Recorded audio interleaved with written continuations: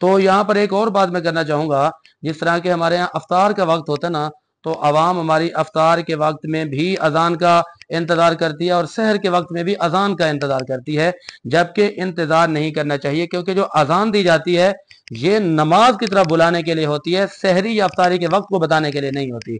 और इसी तरह अफ्तार जो होती है, अफ्तार में भी लोग अजान के इंतजार करते हैं, तो अजान नमाज के लिए है।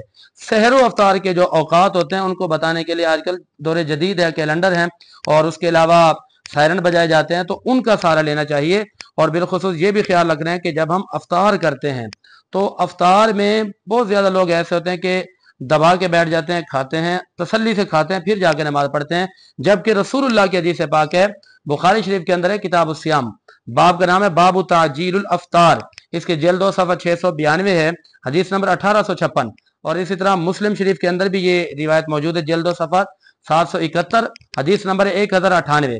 तिरमिज़ी, इब्ने माजा, निसाई के अंदर मौजूद है। रसूलुल्लाह ने फरमाया ला यज़ालु नासु बिखैरिन, हमेशा लोग खैर पर रहेंगे कि मा अज्जल फतरा, जब तक कि वो अफ्तार में जल्दी करते रहेंगे, क्योंकि अफ्तार में देर करना ये यहूदियों का काम था।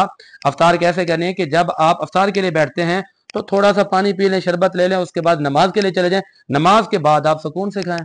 तो बिल्कुल, तो इन चीजों पर अमल करना जरूरी है। जरूरी है। इसी के साथ मुफ्ती साहब आपसे इजाजत चाहेंगे, खुश रहें, आबाद रहें, हाँ। और इसी तरीके से हमारा साथ देते रहे ताकि हमारी रहनुमाई होती रहे, जहां हम चूक रहे वहां आप हमें सुधारें। जी आयशा, आप क्या